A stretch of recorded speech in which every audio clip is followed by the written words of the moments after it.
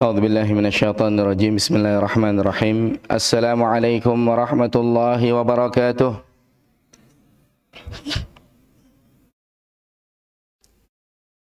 إن الحمد لله نحمده ونستعينه ونستغفره ونعوذ بالله من شرور أنفسنا ومن سيئات أعمالنا.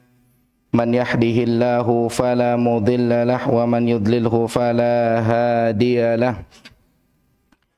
وأشهد أن لا إله إلا الله وحده لا شريك له وأشهد أن محمدا عبده ورسوله لا نبي بعده.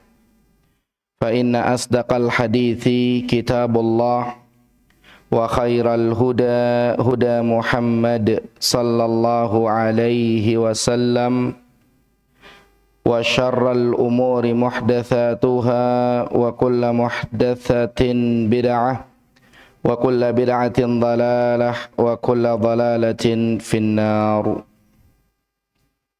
Para jamaah yang dimuliakan oleh Allah Subhanahu wa taala, pada kesempatan pagi hari ini, hari Sabtu tanggal 10 Rabiul Awal tahun 1446 Hijriah atau 14 September 2024, kita melanjutkan kajian kitab tafsir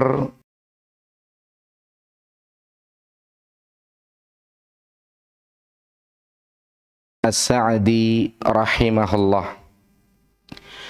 Melanjutkan pertemuan yang sebelumnya, pembahasan kita pada kesempatan kali ini adalah ayat yang ada di halaman 510.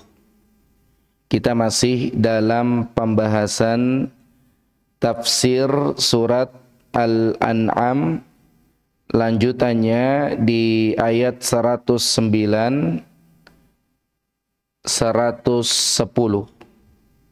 Kita perhatikan Allah Subhanahu wa taala berfirman, wa aqsamu billah. Mereka sampai bersumpah atas nama Allah.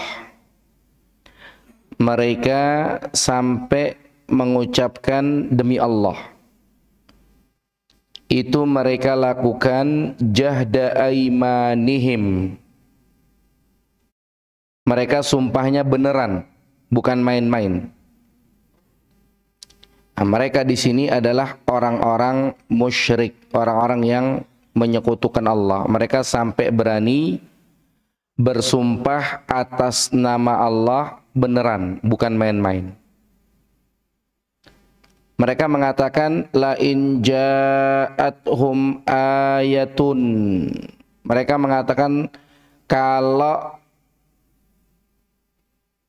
datang kepada mereka ayat, atau mereka mengatakan kalau seandainya ada dalilnya, la yu'minunna biha. Mereka bilang mereka bakal beriman. Qul, katakan kepada mereka, innamal ayatu indallah. Ya, sesungguhnya ayat-ayat itu, sesungguhnya dalil-dalil itu ada di sisi Allah. Sesungguhnya yang kalian maksudkan itu ada di sisi Allah. Wa ma yush'irukum, dan kalian tidak merasa, kalian tidak merasakan annaha idza ja'at, bahwasanya kalau ayat-ayat itu datang beneran, kalau ada dalilnya beneran, la yu'minun, mereka tetap tidak akan beriman. Jadi orang-orang musyrik tentang Nabi Muhammad sallallahu alaihi wasallam, mereka nggak percaya. Mereka mengatakan kalau situ Nabi coba Jazirah Arab dibikin puncak.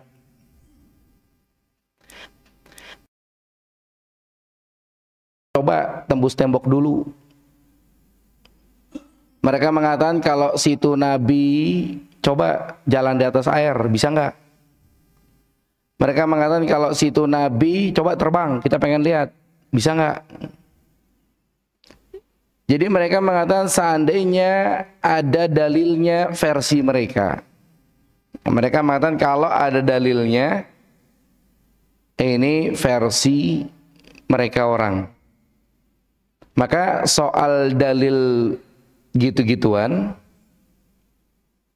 itu yang ngatur Allah. Padahal kalau bicara dalil beneran, dalil udah banyak yang sampai kepada mereka. Contoh dalil Quran. Quran sampai kepada mereka, cuman tetap mereka tidak beriman, emang dasar. Nah, cuman tetap mereka tidak beriman, emang dasar, sehingga seperti itu jadinya. Kemudian lanjut ayat berikutnya, wa nuqallibu afidatahum. Kami balikkan mereka punya hati, wa absarahum, kami balikkan mereka punya pandangan.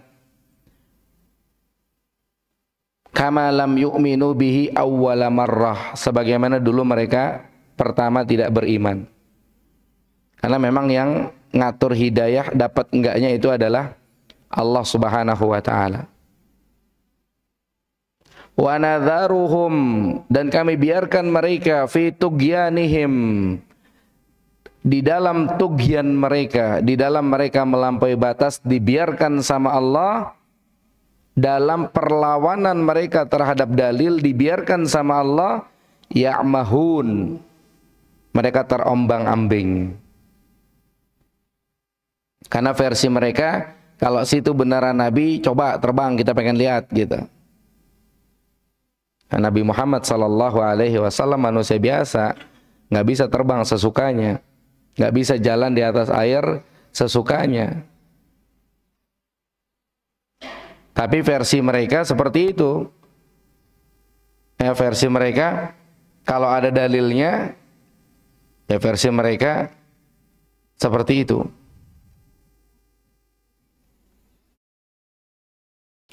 Kemudian berikutnya Allah Subhanahu wa taala mengatakan, walau annana nazzalna ilaihimul malaikah, seandainya kami turunkan kepada mereka malaikat. Jadi yang diberangkatkan selama ini Nabi Muhammad sallallahu alaihi wasallam manusia. Di sini Allah katakan walau annana nazzalna ilaihimul malaikah, seandainya yang kami berangkatkan, yang kami utus, yang kami turunkan kepada mereka adalah malaikat. Wa kallamahumul mauta, kemudian di sini sudah selesai ya ayatnya, tapi kalau di naskah Arab masih ada satu lagi. Nggak apa-apa, kita lihat di naskah Arab, kita mengikuti naskah Arab maksudnya. Kita lihat di halaman 513 untuk nyambung dalilnya, karena di kitab Arabnya dalilnya ada 3 nih nyambung.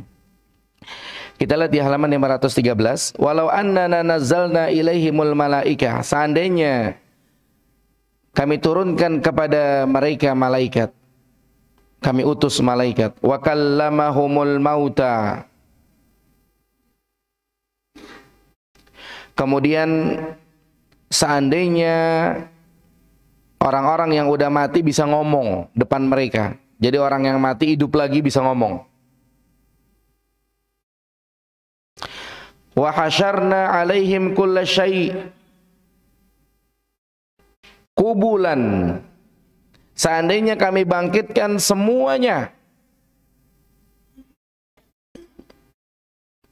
Jadi yang mati bisa hidup lagi, kemudian ngelihat ada burung mati bisa hidup lagi, ngelihat ada kambing mati bisa hidup lagi, sapi mati hidup lagi, onta mati hidup lagi. Karena nggak mustahil, dalam ayat disebutkan tentang seseorang yang dia masuk satu kampung, kemudian dilihat kampungnya udah hancur-hancuran, dia ngomong ini kampung yang bisa bikin hidup lagi, yang bisa bikin seger lagi siapa gitu kan. Akhirnya sama Allah dia dimatiin. Habis dia dimatiin, dia dihidupin lagi. Kemudian kudanya dia dimatiin juga. Dan kudanya dia dihidupin depan mata. Jadi kalau kita ngelihat ada orang bikin apa ya? Ada orang bikin bakwan depan mata, ada orang bikin bakso depan mata, bikin mie ayam depan mata yang ngeracik gitu. Ini yang dibikin depan mata itu kuda mati, tulang belulang hidup lagi, tersusun. Tahu-tahu bunyi lagi kudanya begitu. Maka dalam ayat ini Allah mengatakan seandainya kami bangkitkan di hadapan mereka segala sesuatu yang mati hidup lagi, kami liatin sama mereka, maka liyu'minu, mereka bakal tetap tidak beriman. Mereka enggak bakal beriman. Illa an yasha Allah, kecuali kalau Allah berkehendak. Walakinna aksarahum yajhalun. Akan tapi kebanyakan mereka pada jahil. Ya, kebanyakan mereka pada jahil. Ini mirip-mirip cerita di satu masjid. Jadi masyarakat sekitar pada malas ke masjid. Jadi katanya imamnya nggak bagus bacanya. Suruh datangin imam yang bagus gitu kan. Informasinya masjid itu sekarang bacaan imamnya udah bagus. Tapi yang dulu ngomong begitu tetap aja kagak datang ke masjid. Tetap aja dia kagak jamaah ke masjid. Sekarang dia bilang alirannya lain. Ntar besok dia bilang apa lagi, wallahu a'lam. Yang jelas begitulah kira-kira kondisinya seperti itu. Tafsirnya kita lihat di halaman 511. Tadi sudah disampaikan, ini sedang bahas tentang orang-orang musyrik yang mereka mendustakan Nabi Muhammad sallallahu alaihi wasallam. Sebetulnya kalau mereka beriman urusan beres gitu ya. Cuman mereka ada aja. Jadi kalau situ beneran Nabi, coba dong harus begini dulu, harus begini dulu, harus begini dulu, harus begini dulu, seperti itu. Allah mengatakan wa aqsamu billah. Mereka sampai berani bersumpah atas nama Allah. Jahda aimanihim, itu mereka lakukan sumpahnya beneran. Nah, di sini disebutkan maksudnya sumpah yang mereka tegaskan dan mereka tekankan. Jadi bukan sumpah main-main. Mereka mengatakan demi Allah di sini, serius demi Allahnya begitu.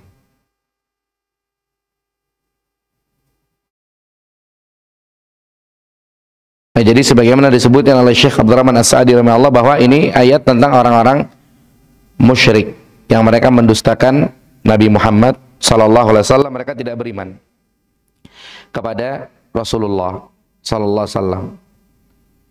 Dalam ayat dikatakan wa aqsamu billahi jahda aimanihim. Mereka sampai berani bersumpah atas nama Allah, beneran sumpahnya. Kalau di sini dikatakan sumpah yang mereka tegaskan dan mereka tekankan. Jadi sumpahnya bukan main-main.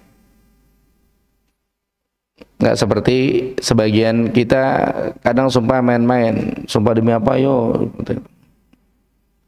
Ini mereka beneran. Karena mereka sedang dihadapkan dengan sesuatu yang serius lah seperti itu. Mereka mengatakan lain ja'atuhum ayatun, kalau datang kepada mereka ayat, di sini dibilangnya mukjizat, yang menunjukkan kebenaran Nabi Muhammad sallallahu alaihi wasallam, tapi ayat versi mereka yang tadi kita bilang. Jadi kalau dibacok kebal. Jadi kalau situ beneran Nabi, coba sini bacok, kebal nggak gitu kan. Kalau situ beneran Nabi, ayo coba nggak mempan dibakar api nih gitu. Atau versi mereka yang lain-lain. Dalam ayat, beberapa ayat disebutkan ya, disuruh menyulap Jazirah Arab jadi puncak, disuruh bikin subur begitu, bikin ada sungai-sungai yang mengalir. Dan seterusnya dan seterusnya. Lain ja'atuhum ayatun la yu'minun nabiha. Mereka bilang kalau datang kepada mereka ayat yang mereka maksud itu, seandainya ada dalilnya tapi versi mereka, la yu'minun nabiha. Mereka bilang mereka bakal beriman. Cuma lihat penjelasannya, perhatikan disebutkan oleh Syekh Abdurrahman As-Sa'di rahimahullah, katanya apa? Ucapan yang mereka katakan ini itu tidak bertujuan baik. Terus tujuannya apa? Dikatakan akan tetapi tujuannya hanyalah menyangkal bantahan yang ditujukan kepada mereka dan menolak apa yang dibawa oleh Rasul dengan pasti. Jadi mereka ngomong gitu, tujuannya memang tidak bagus, tujuannya memang ngebantah gitu. Tujuannya memang ngebantah.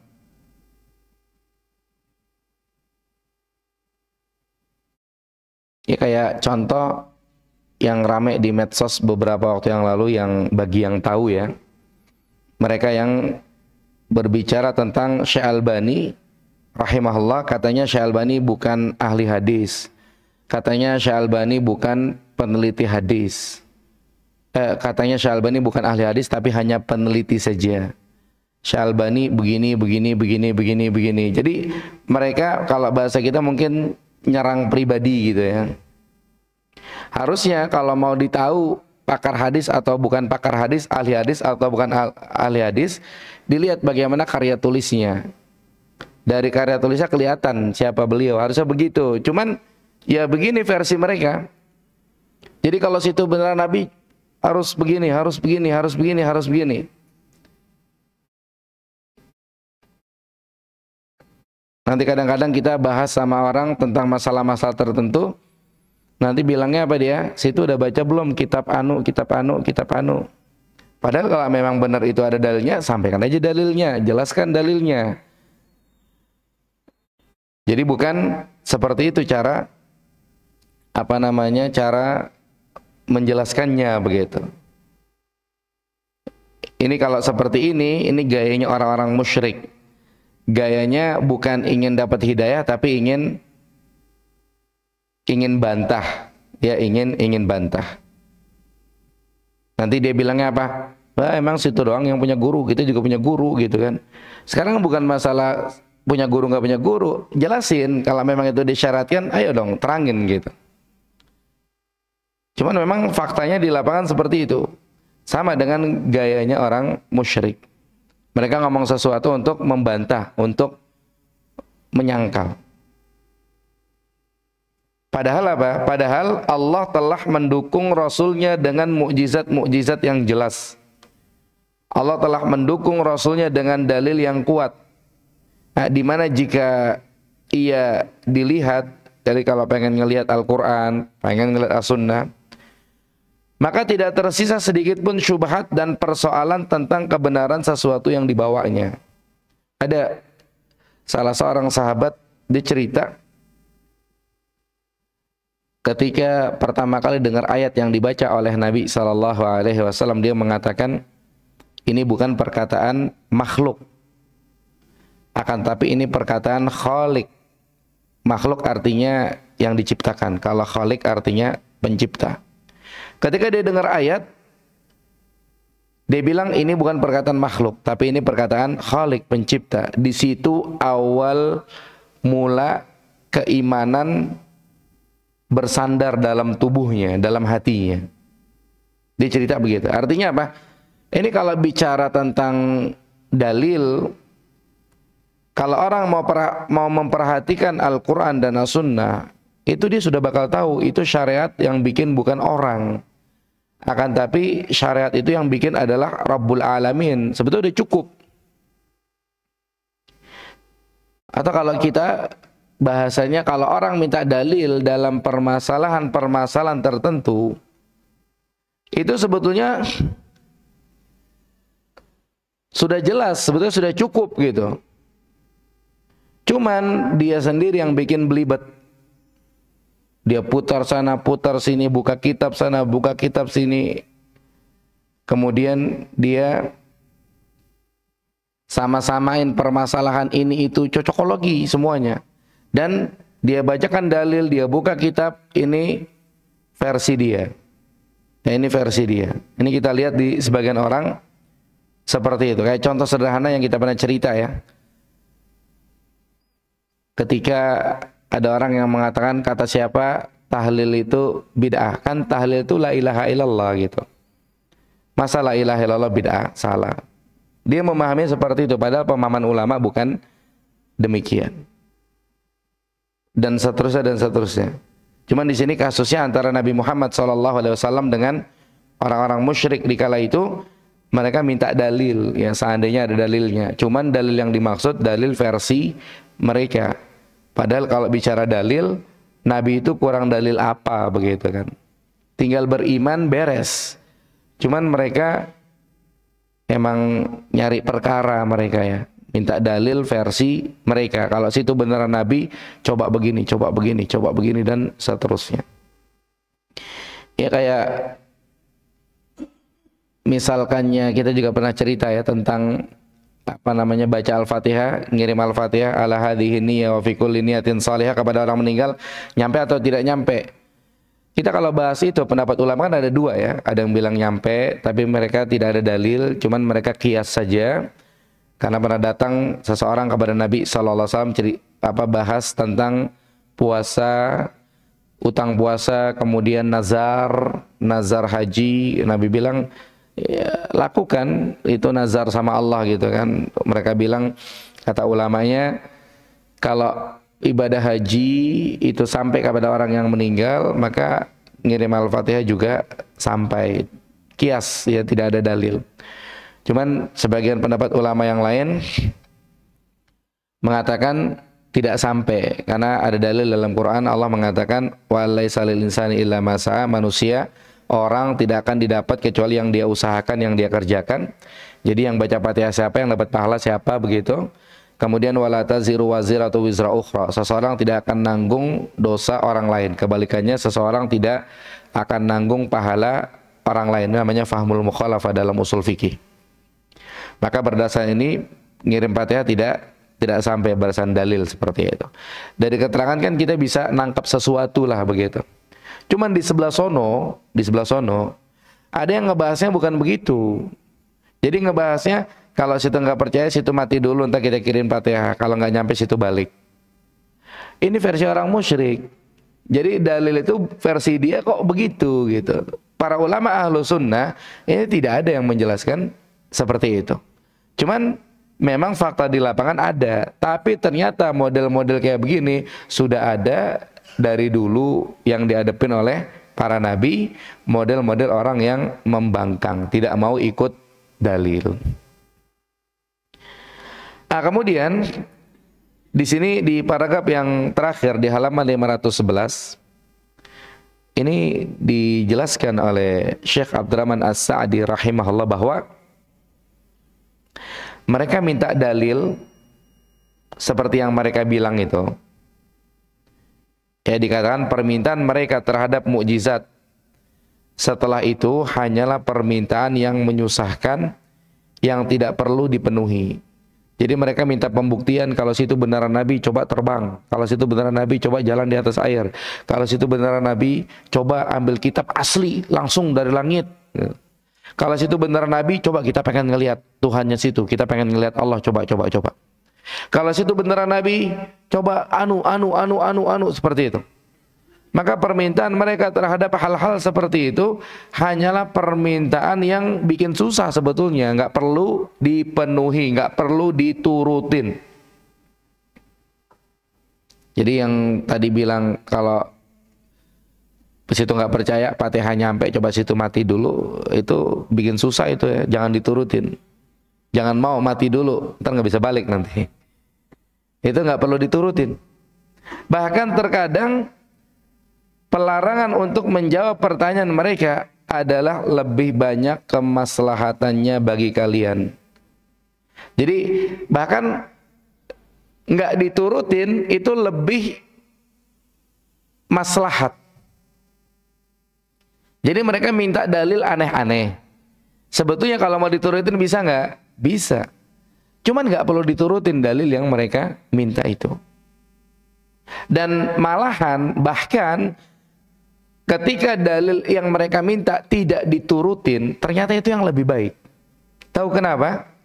Dikatakan karena sunnatullah yang berlaku pada manusia adalah bahwa orang-orang yang menuntut turunnya mukjizat kepada rasul-rasul mereka, orang-orang yang menuntut dalil yang aneh-aneh, apabila ia diturunkan, kalau dalilnya diturutin, lalu mereka tidak beriman kepadanya, maka Allah akan mengazab mereka di tempat. Seperti cerita umat-umat terdahulu. Mereka minta dalil yang aneh-aneh, diturutin atau tidak? Diturutin. Mereka beriman atau tidak? Tidak. Akhirnya diapain? Diazab di tempat. Ini umatnya Nabi Muhammad SAW, orang-orang musyrik. Mereka ternyata juga minta dalil aneh-aneh. Turutin apa tidak? Nggak diturutin. Karena udah tahu dari kisah umat-umat terdahulu, kalau diturutin mereka tetap tidak akan beriman. Cuman bakal pasti kena sunatullah. Yaitu apa? Diazab di tempat. Gara-garanya dalil udah depan mata yang mereka minta.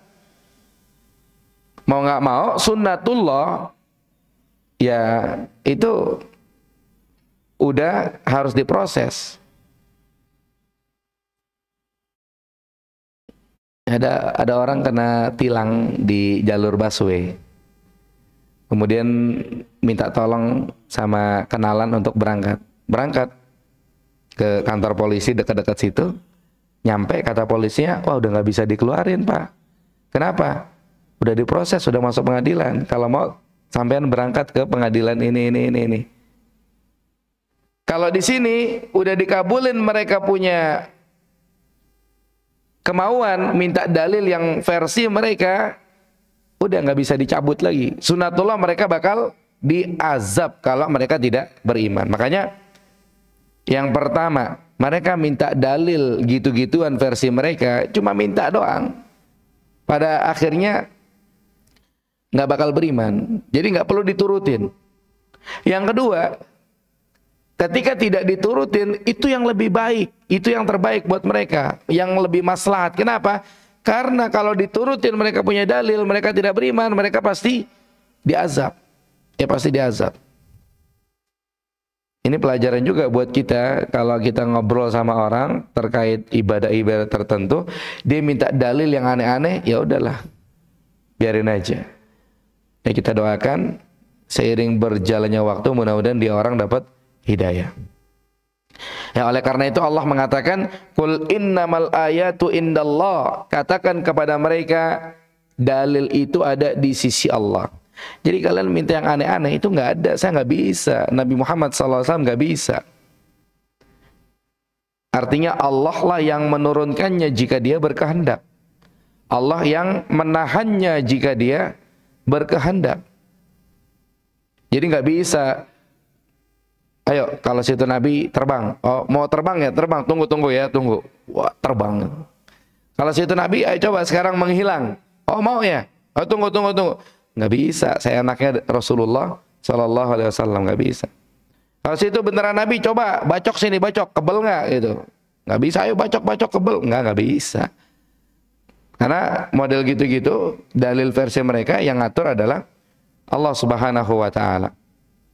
Urusannya sedikit pun bukanlah di tanganku, bukan di tangan Rasulullah Sallallahu Alaihi Wasallam.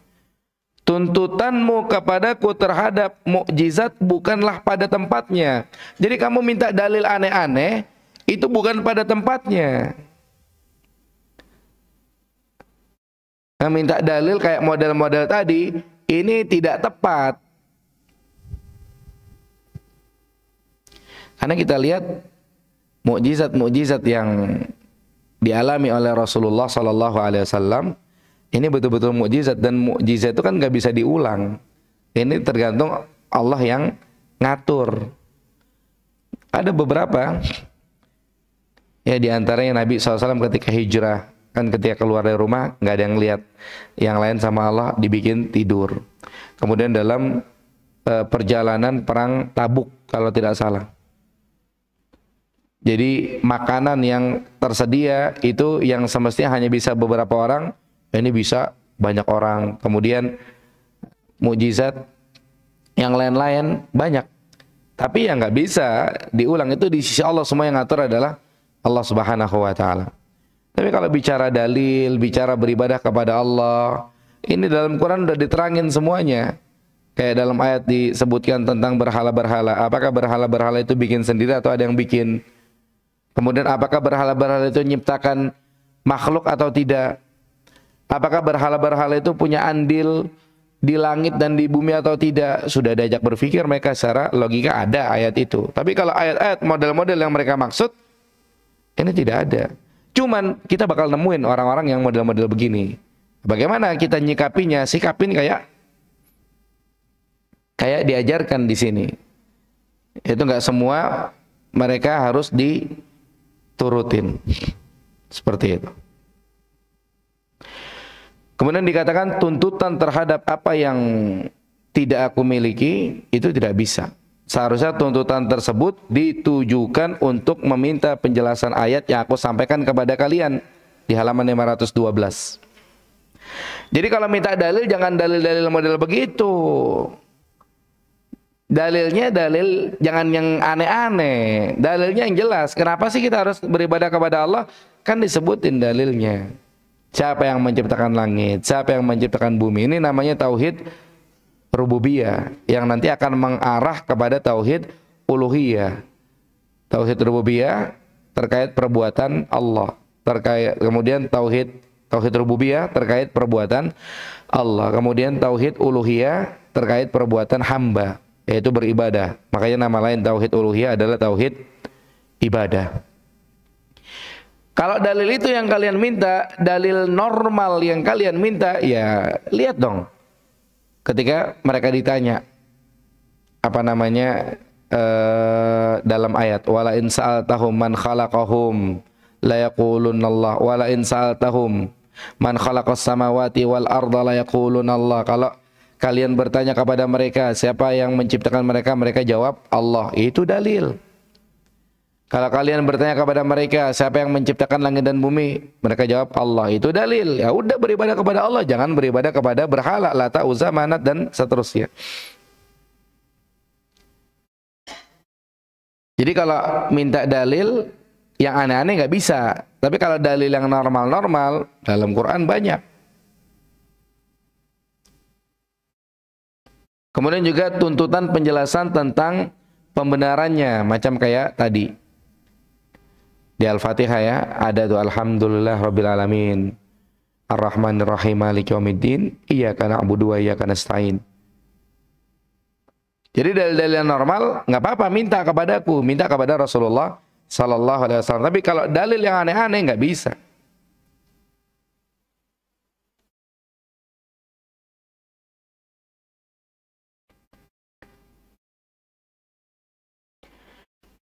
Kemudian dikatakan tapi itu telah terjadi.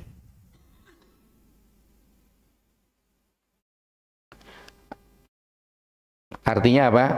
Dalil yang model-model barusan, dalil yang normal-normal semuanya sudah sampai kepada kalian. Jadi nggak perlu diminta lagi. Yang mereka minta dalil yang aneh-aneh. Kalau situ beneran Nabi harusnya begini-begini, kalau situ beneran Nabi harusnya begini. Jadi itu telah terjadi, dalil yang normal. Cuman masalahnya apa? Walaupun begitu, tidak bisa dipastikan bahwa seandainya mukjizat itu turun, mereka akan beriman dan mempercayainya.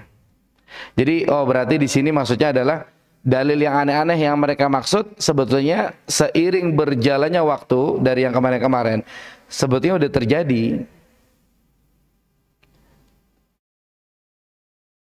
Cuman kalau yang mereka minta ditambah lagi itu, nggak yakin mereka bakal beriman. Dikatakan justru pada umumnya orang yang keadaannya begini malah tidak beriman. Jadi kayak tadi yang kita cerita ya, satu masjid katanya dia malas ke masjid gara-gara imamnya nggak bagus. Ternyata pas imamnya bagus dia nggak ke masjid juga gitu kan. Oleh karena itu Allah mengatakan wa ma yusy'irukum annaha idza ja'at la yu'minun.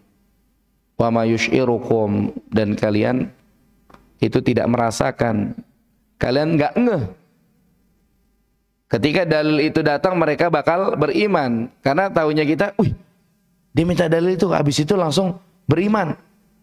Padahal ketika dalilnya diturutin, nggak jamin dia bakal beriman. Cuman kalau di sini terjemahnya, dan apakah yang memberitahukan kepadamu bahwa apabila mujizat datang, mereka tidak akan beriman. Kalau tadi kita bilang wa ma yusyirukum, kita nggak ngerasa. Annaha idza ja'at la yu'minun. Ketika dalil itu beneran datang, mereka ternyata tidak beriman juga. Seperti itu. Nggak jamin. Jadi omdo, ya, ngomong doang mereka itu. Dan ada di masyarakat yang model-model begitu. Kita udah bawain kitab, udah bawain dalil. Kadang-kadang kita semangat ya, coba dalilnya mana gitu kan. Semangat. Ternyata kita udah capek-capek, sampai mulut berbusa cari dalil kanan kiri untuk demi dia, kita udah tunjukin, tetap aja dia kagak ke masjid. Tetap aja dia begitu amalannya. Tetap aja dia tidak seperti itu. Ini yang kadang-kadang kita hadapi di masyarakat. Cuman kita jangan capek, jangan lelah, karena memang dalam ayat demikian keadaannya. Allah kasih penjelasan berikutnya, wa nuqallibu afidatahum wa absarahum kama lam yu'minu bihi awwala marrah wa nazaruhum fi tughyanihim ya'mahun. Wa nuqallibu afidatahum, kami balikkan mereka punya hati. Wa absarahum, kami balikkan mereka punya pandangan. Kama lam yu'minu bihi awwala marrah, kayak dulu mereka tidak beriman. Wa nadharuhum fi tughyanihim ya'mahun, dan kami biarkan dia terombang-ambing dalam kesesatannya. Sama Allah dibikin asik dalam kesesatannya. Mungkin kalau ada tauhid, ada syirik, sama Allah dibikin asyik dalam kesyirikannya. Ada sunnah, ada bid'ah, sama Allah dibikin asyik dalam kebid'ahannya. Ada halal, ada haram, sama Allah dibikin asyik dalam keharamannya. Ada halal, ada haram, ada syubhat, sama Allah dibikin asyik dalam kesyubhatannya. Karena emang dasar dibilangin kagak nurut, dibawain dalil kayak apa aja, tetap dia nggak mau terima, begitu kan. Sehingga sama Allah dibikin nyaman dia di atas kesesatannya. Diterangkan di sini apa? Kami menghukum mereka jika mereka tidak beriman pertama kali. Pada saat itu penyeru mendatangi mereka. Jadi udah ada yang ngebilangin seperti itu. Dan hujjah pun telah tegak atas mereka. Tapi mereka tidak nurut. Akhirnya apa? Allah hukum dengan memalingkan hati mereka. Allah hukum dengan menghalangi mereka dari keimanan. Allah tidak memberi mereka hidayah taufik kepada jalan yang lurus. Dan kata ulama, hukuman terberat orang dibikin nyaman tenggelam dalam dosa. Jadi kalau versi kita, hukuman terberat orang dibikin kualat gitu kan. Kualat tuh kan dibilangin sih nggak dengerin gitu kan. Ternyata kualat itu hukuman normal. Ya, kualat itu hukuman normal. Jadi tadi habis ngobrol-ngobrol di masjid, dia orang ngelawan banget gitu kan ya. Turun tangga kepleset, jatuh dia. 3 hari istirahat di rumah. Kemudian jamaah ngomong-ngomong, itu kemarin habis ribut di masjid, kualat dia tuh. Itu bukan hukuman terberat. Normal-normal saja biasa. Hukuman terberat adalah orang dibikin nyaman dalam kesyirikannya. Orang dibikin nyaman dalam kebid'ahannya. Orang dibikin nyaman dalam menikmati hal-hal yang haram. Itu hukuman terberat. Jadi dia nggak sholat ke masjid 5 waktu, ya enak-enak aja, uang rezeki juga lancar-lancar aja gitu kan. Dia nggak belajar agama, diajakin mungkin hadir kajian, duluan. Ya enak-enak aja, sendiri juga sehat-sehat walafiat. Dibikin nyaman dia jauh dari agama, dibikin nyaman dia jauh dari masjid. Ini adalah hukuman terberat. Ya, hukuman terberat itu seperti itu. Maka ini adalah keadilan Allah dan hikmahnya kepada hamba-hambanya. Jadi semua ada hikmahnya. Kenapa? Karena merekalah yang menanam untuk diri mereka. Pintu telah dibuka di depan mereka, tapi mereka tidak memasukinya. Udah tahu masjid dekat rumah, datang enggak mau, gitu kan. Udah tahu pengajian dekat rumah, hadir kagak mau. Berapa banyak orang yang dia sampai naik motor nyari masjid yang jauh karena dekat rumahnya masjidnya nggak ada orang. Ya ada yang nanya saya WA, katanya Ustadz kalau sholat di rumah jamaah sama anak istri dapat 27 derajat nggak gitu. Soalnya masjid dekat rumah saya nggak ada orang Ustadz. Saya datang nggak pernah ada jamaah gitu kan, nggak ada azan juga gitu kan. Saya belum jawab ya, saya pengen jawab. Nggak dapat 27 derajat, nggak dapat. Nyalain motor cari masjid yang agak jauhan gitu bisa lah gitu. Nah seperti itu. Maka inilah apa namanya orang zaman sekarang ya. Kadang-kadang masjid di daerah-daerah tertentu itu nggak ada yang azan, nggak ada orangnya gitu kan, seperti itu. Maka ini udah tahu masjid dekat rumah, masjidnya rame, kemudian masjidnya harum, masjidnya dingin, tetap aja kagak datang gitu kan. Jadi nikmat udah depan mata nggak dipakai sama dia, hidayah udah depan mata nggak dipakai sama dia. Yang salah siapa? Dia sendiri. Yang salah dia sendiri. Dikatakan jalan telah dijelaskan, tetapi mereka tidak melewatinya. Jadi mungkin kalau kita info kajian udah di-share atau masjid dekat rumah terbuka lebar, tapi dia tetap tidak masuk ke dalamnya. Jika setelah itu mereka gagal mendapatkan taufik, maka itu sudah sesuai dengan kondisi mereka. Bahasa kita apa? Emang dasar. Makanya kita jangan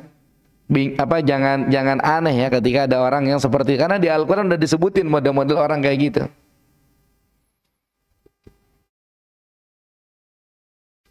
Ya semoga Allah Subhanahu wa taala menjaga keimanan kita semua, kita bisa istiqomah sampai kita meninggal dunia. Berikutnya juz 8, Masya Allah. Ya kita masuk juz 8. Berarti makan-makan kita nih harusnya ya. Ini insya Allah pada pertemuan berikutnya lah insya Allah. Ya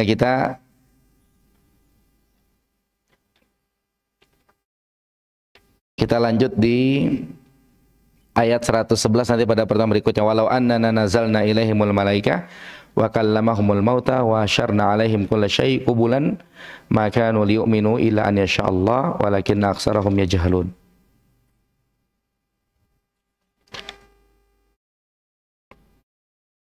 Tapi wallahu alam, sampai di sini yang benar datang dari Allah Subhanahu wa taala, yang salah dari saya pribadi. Barakallahu fikum.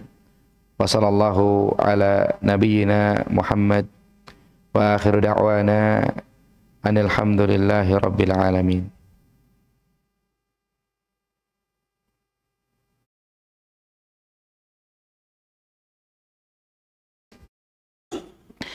Sampai sini ada pertanyaan? Ada yang ditanya? Tidak ada? Tapi kalau tidak ada, silahkan ya, ramah tamah di belakang. Mungkin yang mau sholat, silahkan sholat sunnah. Kita tutup sampai di sini. Kita ketemu lagi nanti pada pertemuan berikutnya insyaallah.